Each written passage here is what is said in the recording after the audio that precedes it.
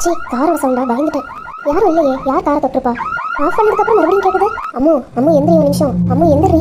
என்னாச்சு? காரோட அலாரம் கேட்டுச்சு, எந்திரிச்சு ஆஃப் பண்ண மறுபடியும் அடிக்குது. குட்டி இது காரு தானே, ஏதாவது அனிமல் வீடு டச் ஆயிருக்கும், அதனால அலாரம் அடிச்சிருக்கும்னு நினைக்கிறேன். ஒரு டைம் அடிச்சா பரவாயில்ல, இதோட 2வது டைம். ஒன்றும் இருக்காது, வா படுக்கலாம். பாத்தியா மறுபடியும் அடிக்குது.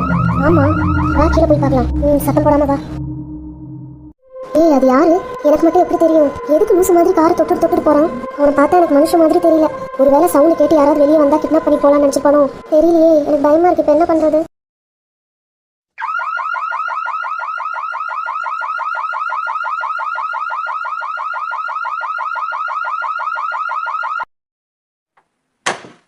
நம்ம எங்கேயாவது போய் ஒழிஞ்சுக்கலாம் வா.